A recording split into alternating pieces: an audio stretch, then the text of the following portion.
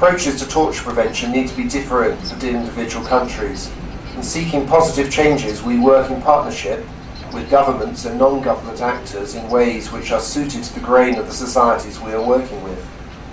This will mean calling for accountability where there are credible allegations of torture, and we believe it is effective and appropriate to do so. My foreign ministry has been for over 15 years producing a range of materials to help NGOs and medical professionals first, but also judges and prosecutors and law enforcement officials when the time is right to tackle torture. A variety of international bodies exist to make torture a thing of the past, but without information their hands are tied.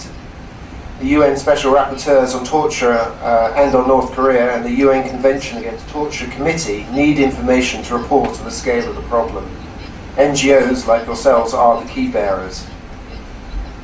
Thank you. First one, as we got up there on the slide, if you can see it, is the Torture Handbook is aimed, sorry about the name, is aimed at the less experienced NGOs for them to learn to document and report on incidents of torture.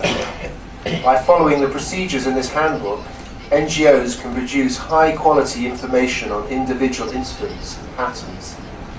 The only way to pry open the eyes of the international community to lesser-known situations are to ensure that reliable information reaches it. In this context, it is impossible to overestimate the importance of the role of NGOs in the battle for the eradication of torture. While a few specialised NGOs have adopted excellent methods of reporting, many less experienced NGOs are either unaware of the importance of the information they provide or have never had the opportunity to learn how best to present it.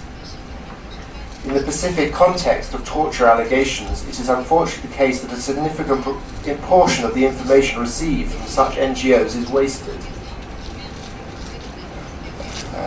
Not because the allegations are unfounded, but simply because important facts are omitted, because the allegation is worded in excessively political language, or because it is submitted in a language which the person who receives the allegation does not understand, or does not possess the resources to have translated. This handbook is designed to stop this happening. The second half of the handbook then guides you on what to do with this information. I think Jack will touch upon that a bit more than I will. The next slide, yeah, that's it. No, that one. Backing this up, there is a second handbook for doctors and medical personnel who support NGOs in the fight against torture. This handbook is primarily aimed at raising awareness of relevant medical, ethical, legal and professional standards of the many health professionals who would wish to do the most conscientious job, with a view to helping victims of torture and contributing to efforts to eliminate the practice. The key task is to establish the most scientifically valid documentation concerning possible torture of individuals, consistent with the most difficult conditions under which the work sometimes has to be undertaken.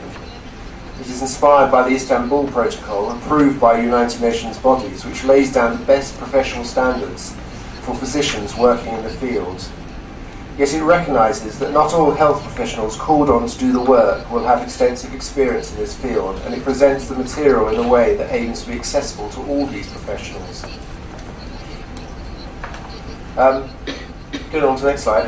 In every country over time, the rule of law will be established, and there will be good men and women who will want to do the right thing and ensure justice is delivered.